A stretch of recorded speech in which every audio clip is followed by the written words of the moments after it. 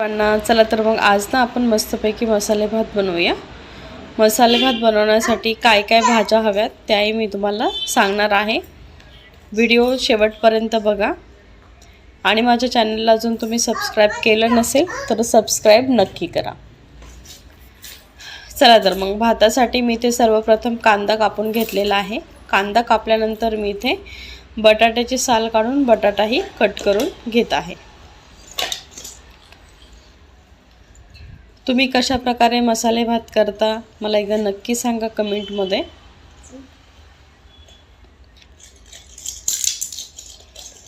चला माझा बटाटा कट करून झालेला आहे। त्यानंतर मी इथे कोथिंबीरही कट करून घेत आहे।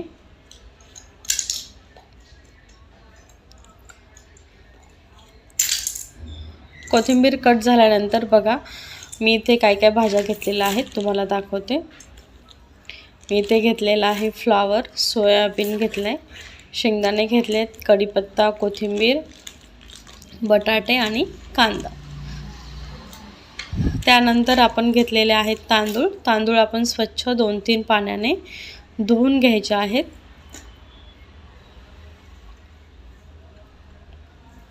चला तर मग आपले इथे स्वच्छ तांदूळ धुवून झालेले आहेत। आता आपण करूया फोडणीची तयारी। फोडणीसाठी मी इथे कुकर गरम करायला ठेवलेला आहे। कुकरमध्ये तेल टाकले। तेल गरम झाल्यानंतर मी इथे टाकले जिरे, मोहरी, नंतर टाकले शेंगदाणे, नंतर कढीपत्ता टाकलेला आहे, नंतर एक तेजपत्ता टाकले आणि बेसिक्स मसाले। त्यानंतर कांदा टाकूया, चवीपुरतं मीठ आणि छान मिक्स करून घेऊया। थोडासा कांद्याचा कच्चेपणा गेल्यानंतर त्यामध्ये मी बटाटा, फ्लावर, सोयाबीन, कोथिंबीर टाकलेली आहे। ते छान आपण आता मिक्स करून घेऊया।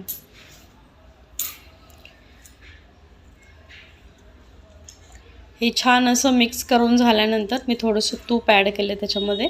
तुम्हाला आवडत असेल तर टाका, अदरवाइज स्किप केलं तरीही चालेल। त्यानंतर मी इथे धुतलेले तांदूळ टाकलेत आणि ते आपल्याला छान हलवून घ्यायचे आहेत। तांदूळ आणि भाज्या मिक्स झाल्यानंतर मी इथे पाणी टाकलेलं आहे। पाणी टाकल्यानंतर परत आपल्याला एकदा हलवून घ्यायचं आहे आणि कुकरचं झाकण बंद करायचं आहे। मीडियम फ्लेमवर मी याच्यात 3 शिट्ट्या घेतलेल्या आहेत आणि अशा प्रकारे आपला भात इथे रेडी आहे, तुम्ही बघू शकता। चॅनलला अजून तुम्ही जर सबस्क्राइब केलेलं नसेल तर सबस्क्राइब करा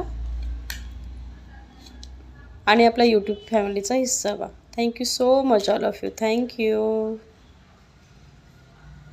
एक लाईक करा।